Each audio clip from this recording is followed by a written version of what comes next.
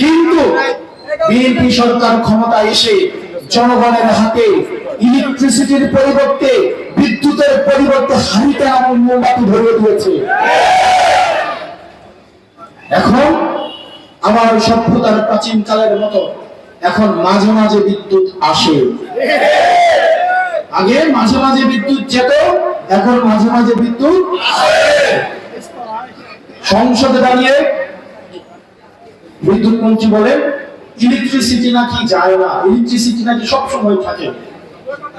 মাননীয় মন্ত্রী, জনগণের কাছে আসেন, এসি রুমে বসে সংসদের এসির মধ্যে থেকে এসি গাড়িতে চড়ে এসি বাসায় থেকে জনগণের কষ্ট বোঝা যায় না।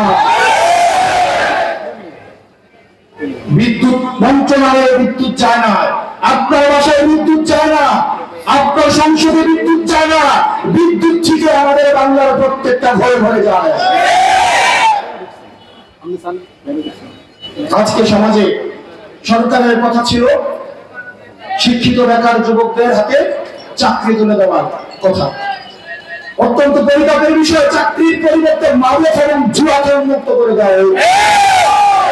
প্রত্যেক মুড়ে মুড়ে অনলাইন জুয়া, প্রত্যেক দোকানে দোকানে অনলাইন জুয়া ছড়ায়। স্বরাষ্ট্রমন্ত্রী, উনার এলাকায় হচ্ছে মাদকের সবচেয়ে বড় হাব। উনার নিজের এলাকায় মাদক সিন্ডিকেটের চুরবর। পাঁচমুখে বলে মাদকের সাথে উনার কি কোন ধরনের প্রশ্রয় আছে কিনা এটা আমাদের ভেবে দেখা উচিত। প্রত্যেকটা ঘরে ঘরে, প্রত্যেকটা সমাজে সমাজে মাদক যেভাবে ছড়িয়ে পড়ছে, কোন সুস্থ তরুণ প্রজন্ম বেড়ে উঠবে না। আপনারা আগে বলতেন ঈদের পরে আন্দোলন, ঈদের পরে আন্দোলন, কিন্তু কোন ঈদের পরে সেই ঈদ বাংলার জনগণ আর দেখতে পায় নাই।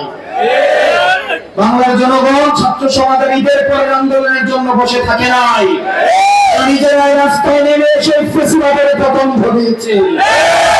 সংসদের মধ্যে মাননীয় স্বরাষ্ট্রমন্ত্রী বলেছিলেন ঈদের পরে বিশেষ অভিযান। কোন ঈদের পরে উনি সেটা তো বলেন নাই। রোজার ঈদ গেল, কুরবান ঈদ গেল, কিন্তু ঈদের পরে মাদকের বিরুদ্ধে বিশেষ অভিযান আর দেখা গেল না। মাননীয় স্বরাষ্ট্রমন্ত্রী, আপনি যদি স্পষ্ট করতেন কোন ঈদের পরে, তাইলে আমরা আশ্বস্ত হতাম। আর যদি স্পষ্ট না করেন, 24-এ যেভাবে সাধারণ ছাত্রদের রাস্তায় নেমে এসে